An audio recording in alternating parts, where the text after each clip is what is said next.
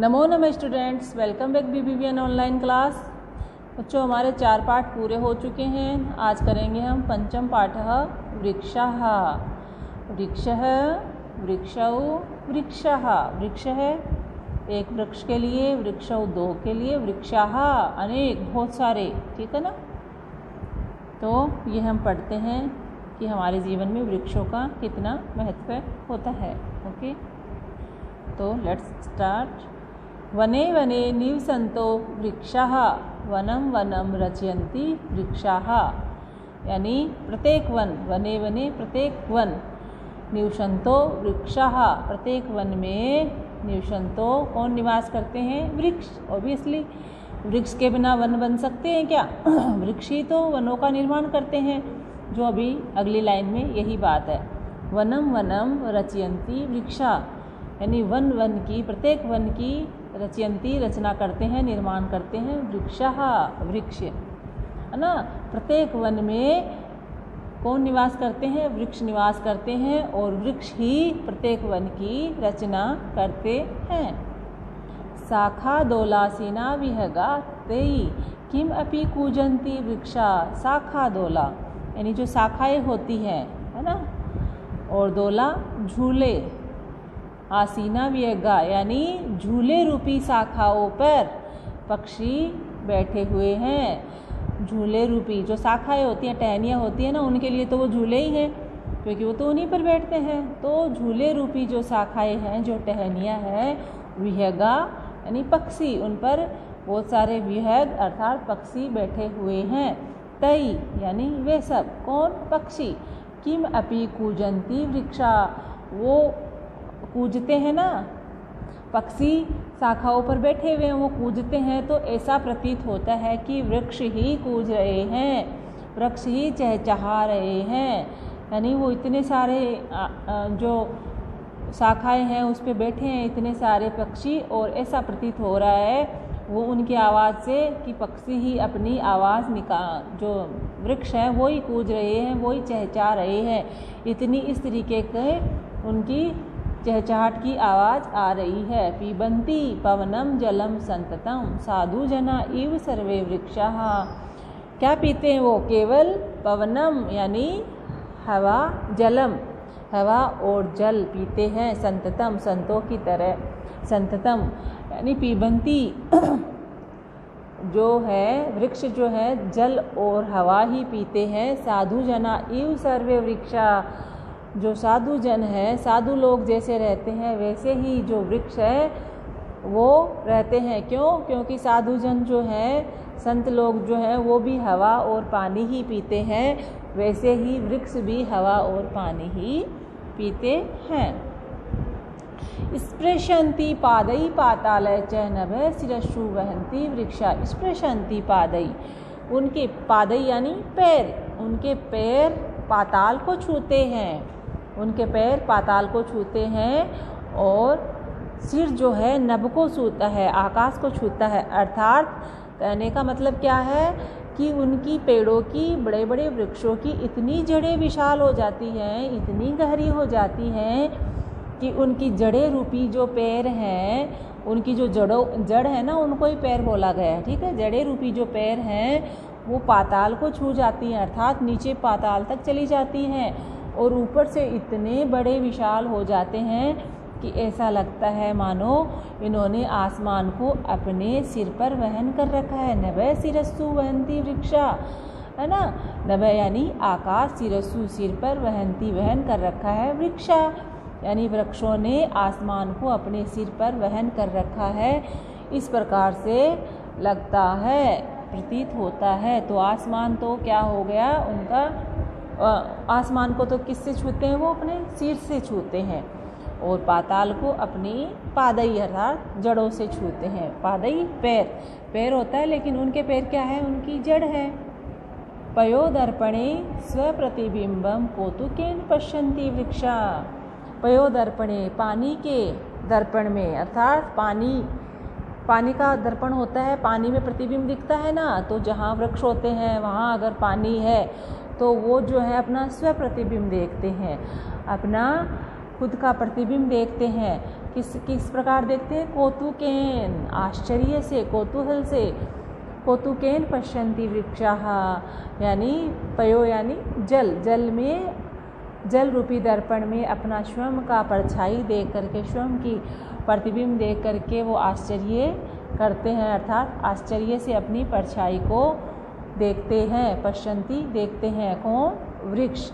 किस प्रकार देखते हैं मैं आपको फोटो दिखाती हूँ। ओके, ये देखिए, है ना, पयो दर्पणे, अर्थात पानी रूपी जो दर्पण है। ये देखिए, ये पेड़ खड़े हैं कितने सारे, है ना, कितने सारे पेड़ हैं और नीचे पानी है। तो ऐसे ये अपना कौतूहल से, आश्चर्य से अपने प्रतिबिंब को देखते हैं। देखो कितना सुंदर इनका प्रतिबिंब लगता है ना। ऊपर आसमान है, वो भी नीचे पानी में दिखता है, और ये खुद भी वृक्ष भी ऐसे पानी में दिखते हैं। तो कौतूहल से वो वृक्ष हैं अपनी परछाई को, अपने प्रतिबिंब परछाई को वो देखते हैं। ओके, फिर है प्रसार्य स्वछाया संतरणम कुर्वन्ति सत्कारं वृक्षा। प्रसार्य फैलाकर, स्वछाया अपनी छाया को, संतरणम बिछोना, वो अपनी छाया का बिछोना बिछा करके क्या करते हैं? कुर्वन्ति सत्कारं वृक्षाः, वृक्ष है अपनी छाया रूपी बिछोना बिछा करके हमारा सत्कार करते हैं। कितना कुछ देते हैं वृक्ष हमें, और हम उनको क्या देते हैं? हम उनको काट देते हैं बस, है ना। तो वो घने घने जो बड़े बड़े जो वृक्ष होते हैं अपनी छाया रूपी बिछोना तैयार करते हैं हमारे लिए, और हमारा सत्कार करते हैं कि आइए हमारी छाँव में आप विश्राम कीजिए। इस प्रकार से वो सत्कार करते हैं। डॉक्टर हर्षदेव माधव की ये रचना है। ठीक है, यह आपका पाठ जो है, पंचम पाठ है वृक्षः, समाप्त होता है यहीं पर। नेक्स्ट इसके हम करते हैं प्रश्नोत्तर। पहले करेंगे हम क्या? शब्दार्थ, जो सबसे जरूरी है। वने, प्रत्येक वन में। ठीक है, निवसन्तः रहते हुए, रहने वाले। रचयन्ति रचते हैं, बनाते हैं। शाखा डालियाँ, टहनियाँ, ब्रांचेज जो होती है। डोला झूला। आसीना बैठे हुए। विहगा पक्षी, जो बहुत सारे पक्षी हैं उनको। किमपि कुछ भी।